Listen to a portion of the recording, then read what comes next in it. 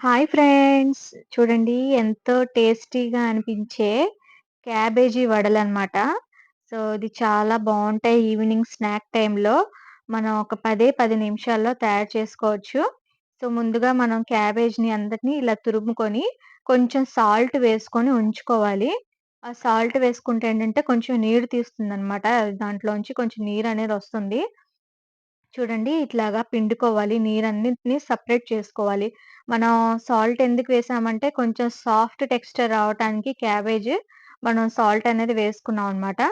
So, ఇట్లాగా మొత్తం ఇలా పిండుకొని దాంట్లో ఉన్న వాటర్ మొత్తం తీసేసేయాలి.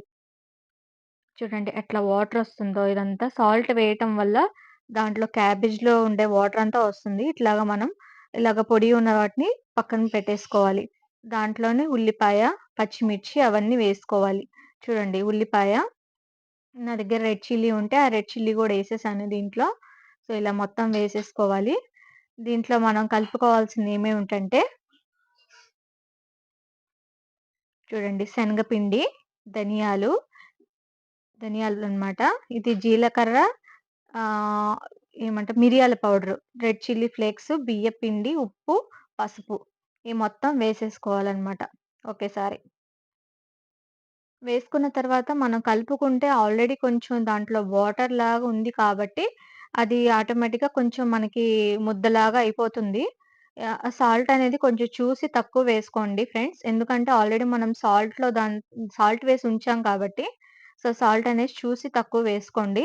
సో, ఇట్లాగా రౌండ్ షేప్ వచ్చేసేటట్టుగా మనం వడల్లాగా చేసేసుకోవాలి.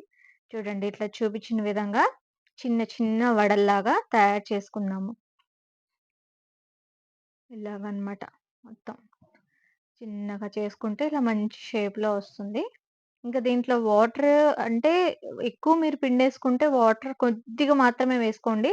లేకపోతే దాంట్లో ఉన్న వాటరే సరిపోతుందనమాట. ఆయిల్‌ని హీట్ ఎక్కనివ్వాలి.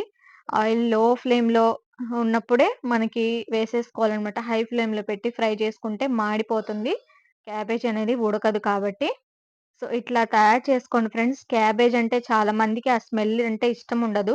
సో, ఇట్లాగా వడలుగా తయారు చేసుకుంటే ఈవినింగ్ స్నాక్ టైమ్‌లో పిల్లలు కూడా చాలా ఇష్టంగా తింటారనమాట. సో, మీరు ఒకసారి ట్రై చేయండి. సో, ఎంతో టేస్టీగా ఉండే క్యాబేజ్ వడలు రెడీ అనమాట. మీరు టమాటో కెచప్‌తో తింటే చాలా బావుంటుంది. చూడండి ఎంత క్రిస్పీగా వచ్చిందో. సో, చూడండి ఇట్లాగనమాట. చాలా సూపర్‌గా అంటే సూపర్‌గా ఉంది. నా వీడియో నచ్చితే లైక్ చేయండి, షేర్ చేయండి. Thank you.